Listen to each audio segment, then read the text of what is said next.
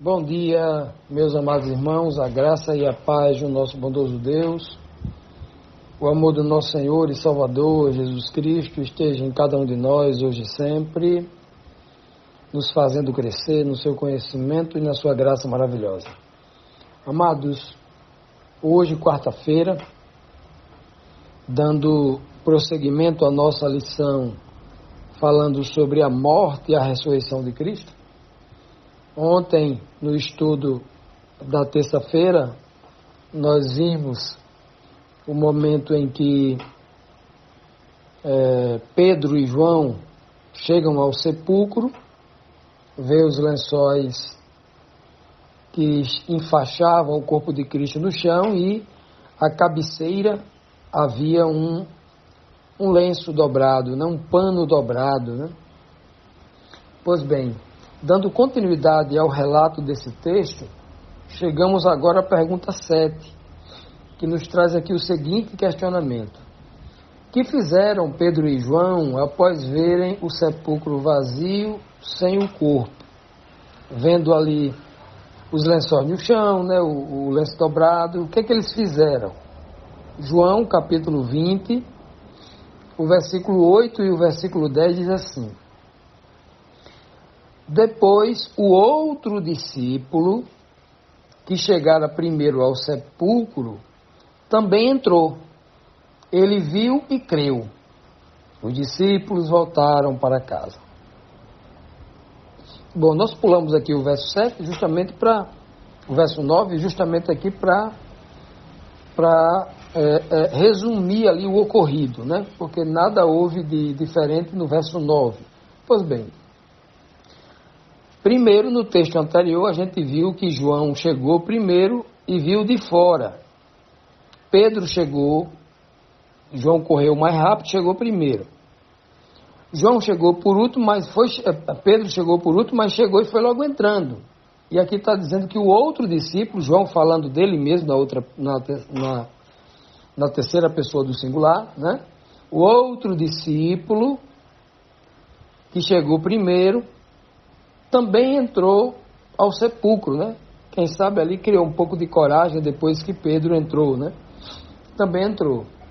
Quando ele viu, olha o testemunho de João como é bonito aqui, Ele viu e creu. Creu em quê? Ele creu que Jesus Cristo havia ressuscitado.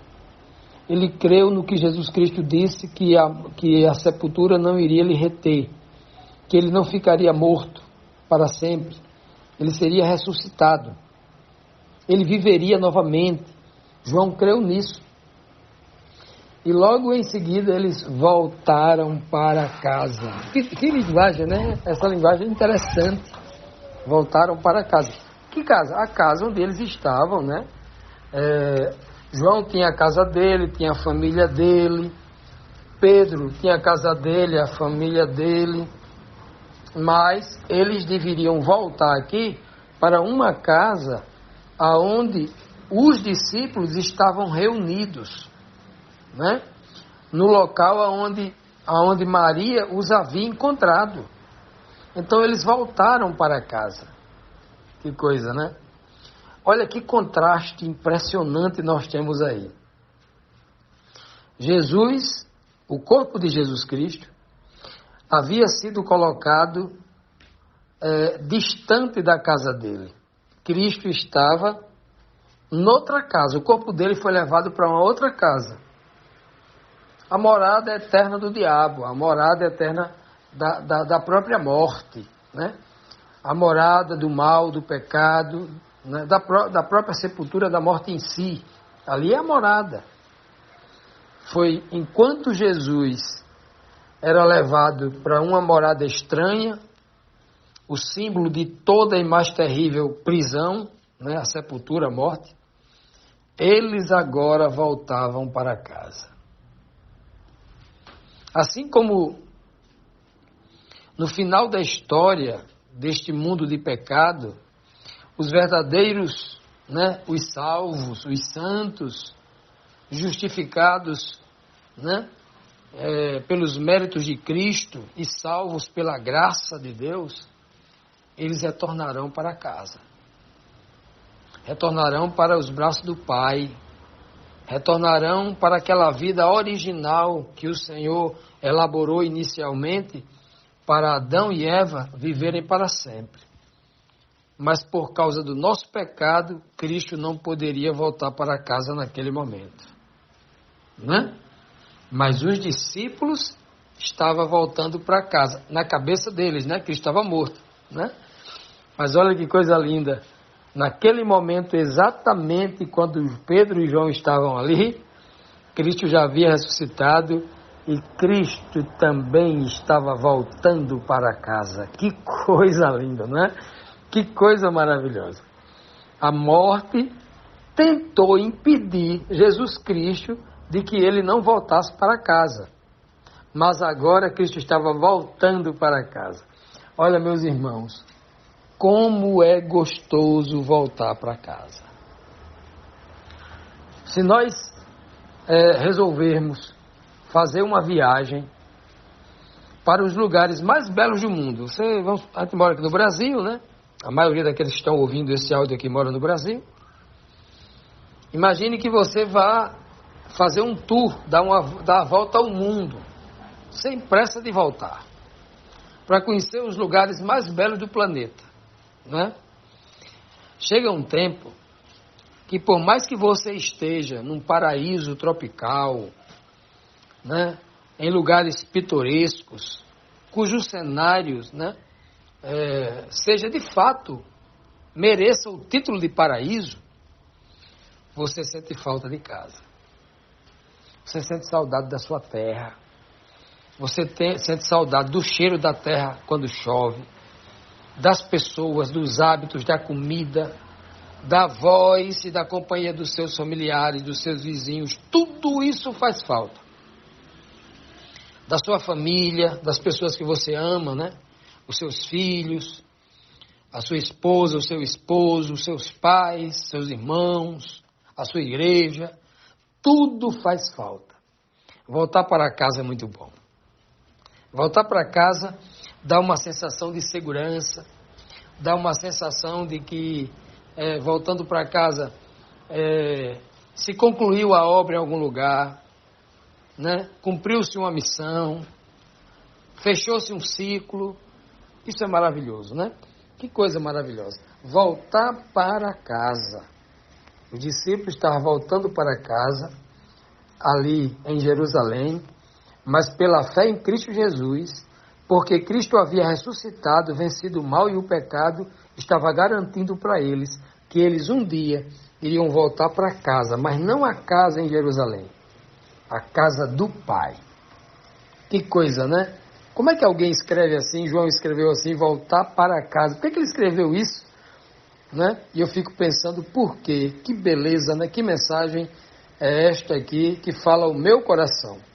Eu nem enxergo aqui especificamente que haja uma tipologia aqui por trás, mas a frase me chamou a atenção, né? Que mensagem linda, que mensagem confortadora. Cristo estava voltando para casa, e porque ele estava voltando para casa, estava garantindo que cada um de nós também, pela fé, também voltássemos. Bom dia, meus amados irmãos, a graça e a paz do nosso bondoso Deus, o amor do nosso Senhor e Salvador, Jesus Cristo, esteja em cada um de nós, hoje e sempre, nos fazendo crescer no seu conhecimento e na sua graça maravilhosa. Continuando, irmãos, vamos aqui para a 8ª pergunta, que nos traz aqui mais um questionamento que diz assim: diferentemente dos 2 discípulos, o que fez Maria? Enquanto Pedro e João voltaram para casa, Maria fez o quê? Versículo 12 do capítulo 20 de João nos diz assim, falando de Maria, né? Versículo 12. E Maria viu 2 anjos vestidos de branco, sentados onde estivera o corpo de Jesus, um à cabeceira e outro aos pés. Que coisa, né? Eles voltaram para casa e perderam a manifestação de uma glória dos enviados de Deus à terra para fazer ali, estender ali, como diz na nossa linguagem hoje, ocidental, estender um tapete. Eu não vou dizer nem tapete vermelho, né, que a tipologia é esta. Estendeu aí um tapete ali dourado, azul, né? Um tapete ali, fazer a comitiva de honra para, né, o traslado de Jesus Cristo até o Pai. Como a visão de Daniel, né? O Filho do Homem fizeram com que ele chegasse até o Ancião de Dias, né? A visão tipológica lá de Daniel, capítulo 7. E Maria ficou ali. E teve ali o privilégio, né? A grande experiência de encontrar 2 mensageiros de Deus enviados, cheios de poder, para retirar o seu filho de dentro daquela prisão, né? Estavam demais vestidos de branco, numa grande tipologia de pureza, de santidade, da luz, né? Da luz de Deus, né? Que resplandece em seus mensageiros. Estavam ali. Um estava sentado aonde foi colocado a cabeça de Cristo, onde devia, e geralmente nessas camas de pedra, elas tinham uma pequena saliência, tipo um travesseiro, onde se colocava a cabeça, e a parte dos pés era mais baixa, né? O nível da parte dos pés era mais baixo. Então o texto está descrevendo isso aqui. Um anjo estava sentado onde foi colocado a cabeça de Cristo, e o outro anjo estava sentado onde tinha sido colocado os pés, né? E ela viu aquela cena. O que mais esses versos, como João descreveu aqui, diz sobre esta cena aqui, né? Em outras palavras, o Senhor, Deus o Pai, quando manda os seus mensageiros, ele salva tudo, né? Não é só a cabeça nem só os pés, é da cabeça aos pés. Da cabeça aos pés, Jesus Cristo foi perfeito. Da cabeça aos pés, Jesus Cristo foi obediente. Ele foi exaltado da cabeça aos pés. Quando ele se esvaziou da sua divindade, como diz lá em Filipenses capítulo 2, versículo 7, né? Ele era da natureza divina, mas se esvaziou da sua divindade e veio ser semelhante a nós, plenamente semelhante a nós, como diz o texto, né? Em algumas versões, como a Bíblia de Jerusalém, a Bíblia, né, King James, traz essa linguagem bem, né, bem precisa. Olha, Cristo tomou a forma de servo, diz lá o texto.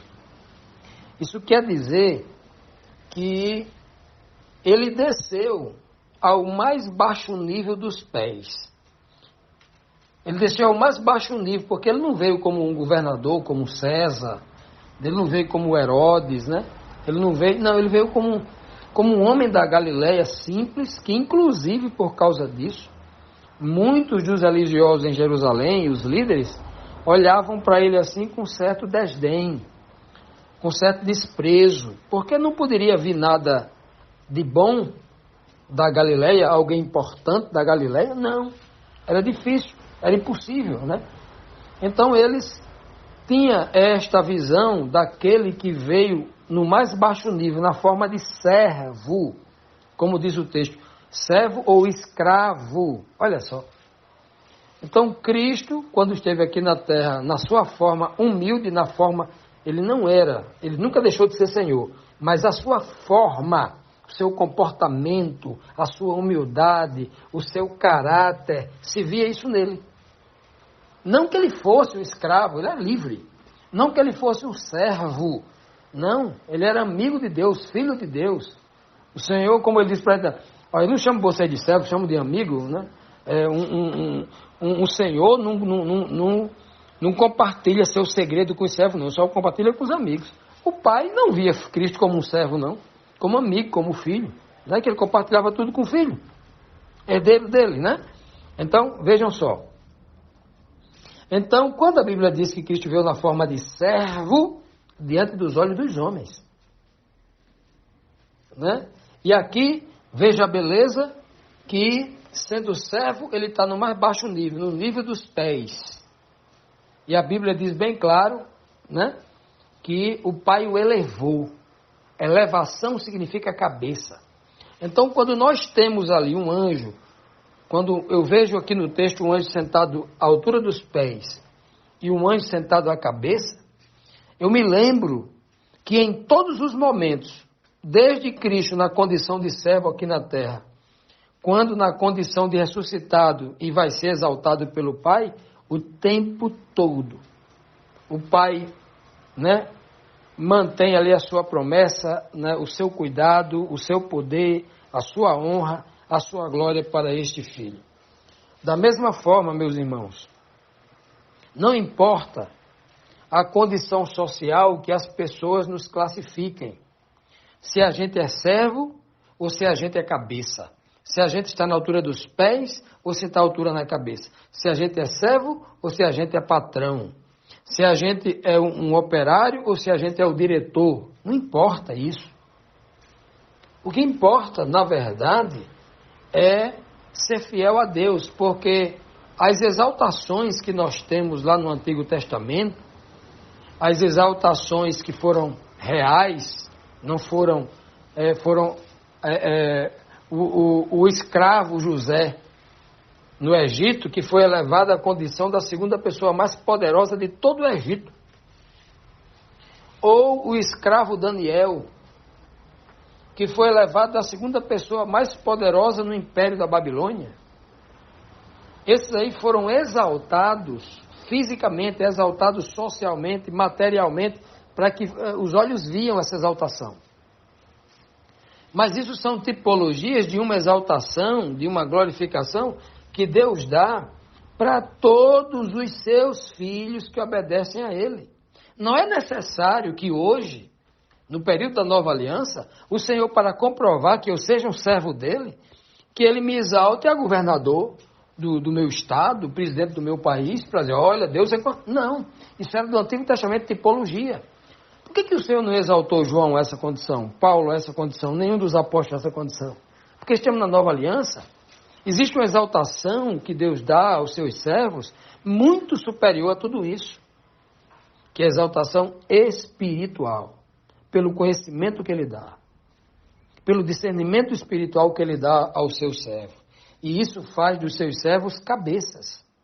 Não cabeça para humilhar ninguém, para se sentir melhor do que ninguém, nada disso.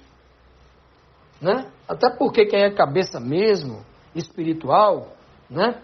Quem é exaltado, cabeça é Cristo, né? Quem é exaltado dessa condição de liderança, alguma coisa assim, é para ser humilde, é para glorificar o nome de Deus, né? E quando eu olho para essa cena aqui, eu não tenho como não meditar nisso. 2 anjos, um sentado à cabeceira e outro sentado ali onde colocava os pés, né? Dizendo que, obviamente, em todo momento, dos pés à cabeça, do início ao fim, o Senhor estava com seu filho e estará com cada um de nós.